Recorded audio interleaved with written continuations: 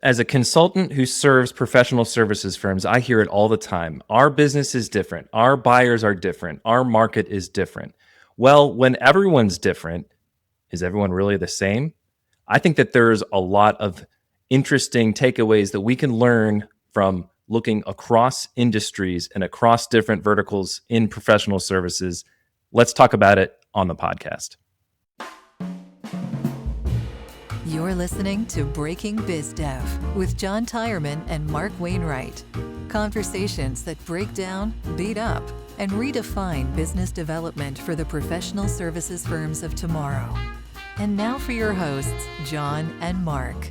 All right, welcome business developers, marketers, owners, doers, sellers, and all business development professionals to the Breaking BizDev podcast. I'm John, he's Mark, and today we're going to bring you a cross-pollination of ideas and different strengths across different professional services industries. So I'm excited for this conversation today. Mark, how you feeling?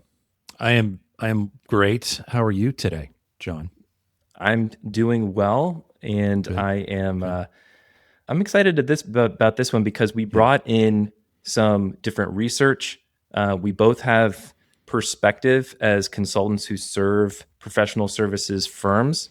We see across industries. So I think that this episode will help maybe folks that are stuck in their own echo chamber break out a little bit and branch out a little bit. I totally agree. I'm going to credit you on this one. I'm pretty sure you came up with this idea. I think it's fantastic. We have this Venn diagram overlap here at the podcast, and the fact that we talk about professional services, you and I came from different directions. And I have been fortunate to have worked with just enough professional services firms in different industries to see the screaming need or the opportunity rather for this. So this is great. Yeah. So the way that this episode is structured is we are going to kind of break down what that core problem is. And then we've done some independent research and organization around like what different industry verticals do well. And I think it's worth kind of going over and giving some industries some props for things that they do well. So we'll talk about architecture, engineers, and construction firms, what accounting firms do better, what agencies are good at, and what wealth management firms are good at. And where we'll talk about service offerings and pricing and different models for revenue. So these are all different areas that are applicable, across all these different industries. So Mark, let's break down this core problem here. Why do firms get stuck in that echo chamber? Well, it's easy to see that, as experts within a particular industry kind of grow throughout their career, they kind of understand what they do and they are insulated from other industries. Yeah. All these different professionals will work together at some point, but they don't perceive what they do and the work they deliver to their clients and how they charge them and the results and all that stuff is similar, even in the same kind of universe. So the walls go down, and as time goes on, we're less and less aware of what's happening around us and more focused insularly on ourselves rather than what else is out there. Focused on ourselves, and then if we do decide to branch out, focused on what others in the industry are doing, but not necessarily what others in other industries are doing. And so I think it's like those degrees of separation. And that's why, we are in a unique position to be able to help firm owners and, marketers and sales professionals out there. So let's start with the architects, the engineers, and the construction firms out there. So that AEC kind of segment of the professional services marketplace. Yeah. And in my own experience, and then in kind of like looking at some of the research out there, AEC firms really have an advantage when it comes to using that doer-seller model. And so where someone who is responsible for delivering on work also is responsible for winning new work. Right. I've worked with architects and engineers for decades at this point, John, aging myself. So this is a good one to start with because AEC industry would look and say, well, yeah, it's a really popular model inside of this world. I'm surprised that it's not elsewhere. Right. And it's not, right? There's a lot of professional services firms who have these responsibilities divided amongst other people. And then there's engineers out there that I work with that are like, oh, wait, I want that. I don't want to have to do the work and sell the work. I just want to do the work, and I want someone else completely focused on that. So, but as we've talked about in the past, doer-seller model is a fantastic model. It puts the practitioner in direct communication and contact with the clients and the prospective clients, and that's an ideal situation for the clients, right? So this is a good place to start. Yeah. So I think first I want to start with recently Hinge Marketing does this ongoing study, this annual study called their high growth study. And one of the things they do is they look at the fastest growing firms across industries and what do they do differently than slower growing firms. And I work with the team, and I was able to take a look at some of the recent results. And one thing that really stood out to me was that high growth firms across different size brackets employ twice as many doer sellers than low growth firms. So doer sellers made up about a third of small high growth firms compared to 16% of low growth firms, 14% of midsize compared to 5.2% of no growth firms in that same category, 17% of large firms versus 6.6% of low growth firms in that same category. So like across different sizes, you'd think that as firms get bigger, maybe that percentage would go down relatively. But when it comes to looking at the organizations that are growing faster than the others, they employ more doer sellers. So there's a clear connection to fast growth when it comes to the number of doer sellers you have within your organization. I love it. And that's completely intuitive to me, and it may not be to others, just because whenever you have the doer seller model and you have more and more people in your firm to whatever degree finding and winning new work, that lets you scale your business development capability rather than just continuing to load more and more on the shoulders of fewer and fewer. So I'm all bought in on that one. Makes sense. So your listeners are probably like, okay, well, wait a second. You just said that study looks across different verticals. Like I thought we were talking about AEC. Well, when we take a look at another piece of research out there in the marketplace, again, we're connecting dots here. So Stanbaugh Ness did a 2024 AEC business development report. And so it's relatively recent. They looked at 300 AEC firms in the study. And between 80 and 95% of AEC firms in the study use that doer seller model. So it's highly used method within AEC firms. And that's why I wanted to kind of lead with that Hinge finding, but then show that AEC firms have a lot more seller doers. Doer seller model is different from the rainmaker model, the founder led model, dedicated sales team model, all that sort of stuff, right? So that's kind of what we're talking about here. So clearly AEC uses and leverages the doer seller model really well. Not the case in other industries. Is that right, John? Yeah, I think that's the big takeaway here is that other industries can really kind of look at what architects, engineering firms, and construction companies are doing and emulate that model, being known as like a recognized authority within your space. You got to lean on your experience doing the work and being able to sell it. So I've seen this be effective in accounting firms. I've seen this be effective within marketing agencies. But you're right, though, that I don't think that those industries in of themselves and employ this methodology as frequently as AEC firms. Yeah. All right, great. So AEC rocking with the doer seller model. Others, surprisingly, less so. So good. All right. Next, we talk about accounting firms. Yeah. So accounting firms have an advantage too. And so I think as a whole, from my experience and from what I found out there in my research, is that accounting firms tend to be more digitally mature than some other industries like AEC. In looking at this, and like I think we had some like specific industry segments, marketing agencies being one of them, right? I think marketing agencies need to be digitally mature in order to survive. Sure. So there's like a necessity there. But I think accounting firms kind of took this, and I think that they kind of lead the way. The Association for Accounting Marketing does a budget benchmark study. Hmm. And their most recent one found that 91% of the fastest growing accounting firms have a line item for SEO in their marketing budgets. And some marketing team at an architecture and engineering firm says, we just have a line item for our website. For our website, right? Yeah, And any additional investment, you got to claw for budget to be able to take out of that for SEO. But search is constantly evolving, and it is a proven method to generate leads in professional services. And 9 out of 10 high growth accounting firms have SEO as a dedicated line item.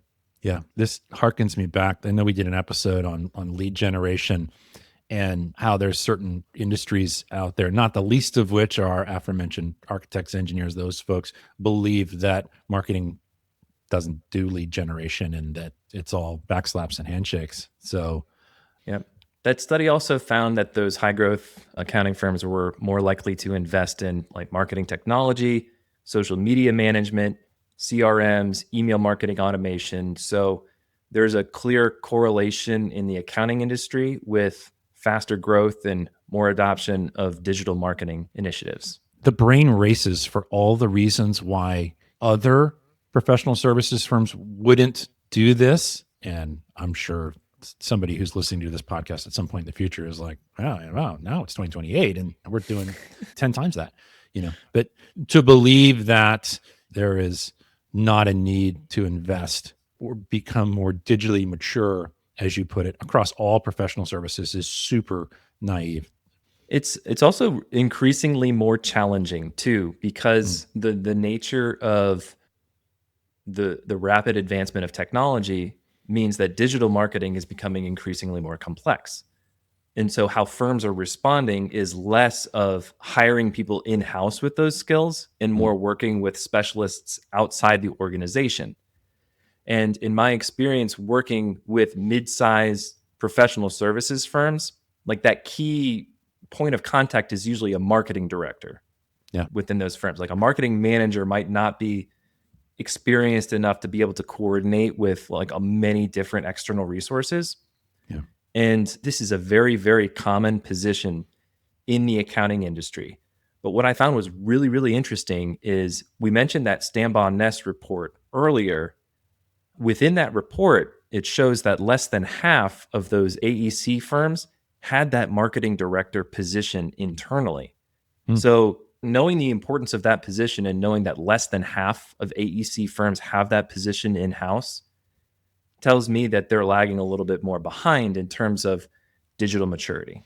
Yeah. And if you want to look at your organization and say, we are digitally mature, you have to be doing something now and learning and progressing and growing and changing and paying attention to the changes in the industry and the changes across the digital landscape and all the technologies and everything else. Yeah. Find one channel and expand. Yeah, totally. Yeah. Good. All right. Next one here, agencies. And we're talking about marketing agencies, creative agencies, that kind of stuff. They are really good at account management. This makes me chuckle, John, because I was an account manager at a marketing agency for a brief period of time. Really? I recall being not fantastic at it, but I had that role for sure. So so this is our third point here.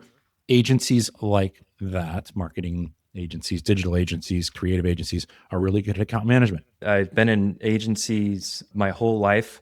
Right now, I'm running a growing agency. So I understand the importance of account management, the importance of what is known as upsell, cross-sell. I've heard that account expansion it's also called. It's like expanding into existing accounts is much easier and requires less resources than winning new logos. Agencies do this very, very well. And a lot of times they'll bring in sales consultants to help with the team. There's some that are organized with doer-seller models for existing account expansion, but then dedicated new business development professionals for new logo acquisition. One thing that I've noticed in agencies that I want to bring up, and I think other professional services industries can learn from this, is the concept of pods. Have you heard of this? I can picture it. Yeah. So a pod is essentially like, imagine, like we've talked about being in orbit around your client before. Right. right? So within an agency, think of like, okay, we have this one client account and we're going to organize our team around this client account. So we're going to bring in one dedicated, using the agency example, we're going to take a PPC person. We're going to take an SEO person. We're going to take a design person. We're going to take a video person. And this is going to be the core team around this client and other clients like that.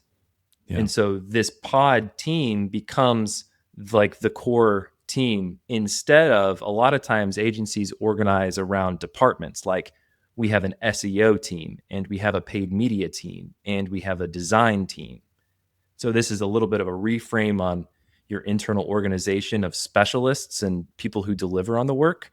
Yeah. But yeah, so agencies do that really well, and I think other industries could benefit from it. Smaller professional services firms are not going to be able to just add this new layer of staff that are all sort of account managers. What I would say mostly we're talking about here is an account management sort of process, or an account management sort of mindset, where we are centering ourselves around our clients and with that type of approach rather than staying internally siloed. So it's as much of an approach and a mindset as it is having people in your organization who are account managers. And some firms may call these people client managers or client success. Sure. Yeah. We start to wander into the software as a service sort of industry when we start using some of those terms. But marketing agencies excel at this, and a ton of professional services firms out there do not recognize the need or the opportunity for this, for sure. You're listening to Breaking BizDev, the podcast that beats up, breaks down, and redefines business development for the professional services firms of tomorrow. Your hosts are John Tyerman, founder of Red Cedar Marketing, the podcast marketing company for experts and professional services firms, and Mark Wainwright, principal consultant and founder of Wainwright Insight, the fractional sales manager and sales consultant to professional services firms. If you find this podcast helpful, please help us by following the show and leaving a review on Apple Podcasts. And now, back to the show. All right, so we've got our next one here is from the wealth management space. And Mark, this is one that you have some experience with. Wealth management firms leverage centers of influence. Tell us a little bit more about that. Yeah. So to define centers of influence, it internally referenced as the acronym COIs in firms like this. And the whole concept of centers of influence would be, a wealth manager who surrounds themselves with complementary professional service consultants that can serve the same population or client base, right? So you can picture this. A wealth manager would want to surround themselves with legal, with accounting, with real estate. And there are more, actually. I work with an environmental consulting firm who connects themselves very closely with legal and with real estate brokers who are buying and selling properties and things like that. And properties need to be assessed for their environmental concerns, all that sort of stuff. So, but wealth management, this is like oxygen to them. It's like, this is their foundational methodology for finding and winning new clients, is creating these strong networks. And they refer to these individuals in the networks as centers of influence, where they either surround around themselves or they put themselves in orbit around these, or partner with these other consultants who offer complementary services around particular clients. It is a built-in system for referrals. It is a built-in system for account and client management, because inevitably when you have a handful of experts, consultants that are working with the same client, significant changes in the client's life can impact everyone. So that's a good point.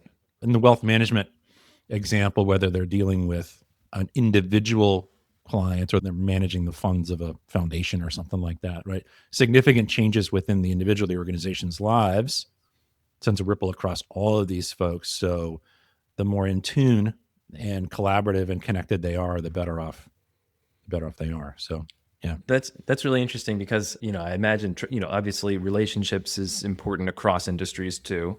That's kind of a layup and a given. But I think here it really, like, it seems like this wealth managers specifically overinvest in those relationships, right? That's like the core part of their strategy. Yeah. One of the terms I use often is co-opetition, in that your typical engineering firm has to collaborate with other consulting firms in order to get something done, because all these disciplines are very specific. So there's a lot of collaboration and cooperation that has to happen. But that varies project to project, client to client, job to job, right? So having a really good network around us would be really, really helpful. We could serve our clients really, really well. But very few of the firms that I know ever get into that tight relationship with others because of this, because they could find themselves competing the next week. And it happens all the time. And it's just really odd. You can understand how it happens. Yeah. But it's just kind of odd. So it's a frenetic thing. And the outcome of all of it starts to erode that trust that's needed to build these really strong centers of influence. But is that insulated though by it being accepted as an industry norm? Right? Is it just like, that's just, what it is in the AEC world? Yeah. But the downside of it is that one of the fantastic products of these centers of influence relationships, where we're networked really tightly together, are referrals, right? It's the AEC industry has this awkward relationship with referrals, and most think that referrals are the only thing they're going to be is sort of this serendipitous little emails that end up in their inbox. As I've talked about, referrals can and should be an important part of people's new business strategy, not the whole thing, but it needs to be an important part of it. And these proactive referrals are really important. So it really handcuffs the whole idea of referrals, because people are less and less willing to share clients in the same way that wealth managers and accountants and legal do it very comfortably, and they kind of have to, right? Because the downside is all the things we've mentioned. If we were to take that centers of influence concept and apply that to some other industries, like if we were to think about it from like the marketing agency world, I could see how like other niche agencies, like a web design agency or like a social media marketing agency, if you are like a boutique agency, like I could see how those could be like centers of influence, like teaming partners. I could also see how it plays out like the AEC industry, where it's like, oh, well, hey, who's going to be the prime? Who's going to own the relationship with the client and bring the other one in? Yeah, for sure. In the agency world, though, I think what might be a little bit different, though, is employees that come through, because oftentimes agencies are like a starter track for marketing professionals to work through and then become like a marketing director on the brand side, right? Yep. And then they then become a prospective buyer of the agency's services. Yeah. So there's like a center of influence with employees long term that I think some agencies do really, really well in terms of nurturing that and maintaining those relationships post that employee leaving the company. So we've got one last little like piece that we want to take a look at. It's how different types of professional services firms price their services. Yeah. So in wealth management, it's completely industry standard. There are some organizations in wealth management who are starting to price their services differently, but this one, typically you will find that most wealth management firms price their services based on a percentage of AUM, and AUM are assets under management. So if the wealth management firm is charging 1% off of assets under management, then they have a client who has $1 million under management. They charge them $10,000, for their services. And the notion there is that as the client's assets grow, and hopefully the wealth management firm is a direct contributor to that, then the wealth management firm's fees, their price will increase. And everybody nods and says that that's a completely wonderful thing. But there's a bunch of stuff that happens that's kind of crazy on that end of things. It's someone's assets can grow due to macro factors that the managers have almost nothing to do with, yet they make more money. On the flip side, assets take a nosedive and they start making less money, but the demands and the needs of the clients like double, Yeah. Oh, that's a good point. So that model, I'm not saying it's a fantastic model. I'm saying it's a different model. Sometimes it works and sometimes it doesn't. So that's a different model. Some folks in the AEC could equate that to, we base our fees or what we charge off of a percentage of construction. Design firms, architects, engineers who are busy designing the building will design something, and there's an estimated sort of construction price, so they will base their fees on that. Conceptually, there's this sort of, as this big number goes up, our number will go up as well. As that big number goes down, our number will go down as well. I've seen that a similar thing play out in the agency world where they'll charge based on a percent of ad spend, or they'll charge like a fixed fee. And then on top of that, it's a percent of return on ad spend as like a bonus for getting a positive ROI or ROAS, as they say in the agency world. Yeah, so a flat amount. This is common in some industries, even up to the point where it's a productized offering and it's an off-the-shelf sort of thing, and they can come in and they can do it and they charge $10,000 for it and they make a massive profit because they can do it super easily, and they've done this in the past. So that moves more towards a productized service. It breaks the model because a lot of times, whether it's a creative agency or whether it's an architecture firm, whatever else, is that everyone looks at each client, each problem they face as completely bespoke, and it ends up being super expensive to work on. So looking at productized services is really important. In accounting and legal and other industries, everything's based on the hourly rate. Yep. Right. It's, Rate. Your accountant is doing something, charge you for 15 minutes of this or that or whatever else. Your lawyer charges you a ton of money per hour. Even architects, engineers, and others in that world there are still completely tied and focused on the billable hour. And we've sliced and diced the whole sort of billable hour mindset, John, in the past. But that's a pricing model that exists out there as well. That's exactly right. Our goal with this is to plant seeds of new ideas that you can borrow from other industries. And I think the examples that we've laid out today are highly relevant across these professional services industries. But I don't think you need to stop there. Like, I've drawn inspiration from B2C companies, right? It's like, oh, wow, that's a great, marketing tactic, or that's a great way to position the message that they're trying to convey. So yeah, I think like the challenge here to our listeners is to open up your mind and think outside of your industry and take some of these ideas that aren't in your industry and think to yourself, how can I apply this to my own business? Does this make sense? What would that look like, as just an exploratory exercise? Yeah. And I guarantee that professionals in a specific industry that are listening to this are connected to, either have friends, either personally or professionally, that are in these industries.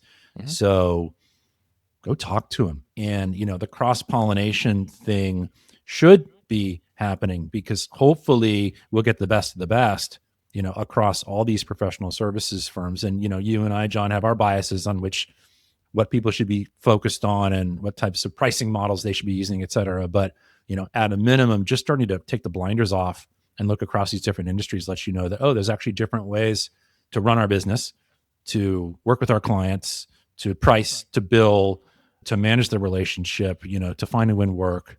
So yeah, just go have some conversations. Well, Mark, this has been another fantastic conversation. Hopefully our listeners got some value out of this. Until next time. Until next time, John. Thanks for listening to Breaking BizDev. Subscribe on Spotify and Apple Podcasts, or listen to the show at breakingbizdev.com.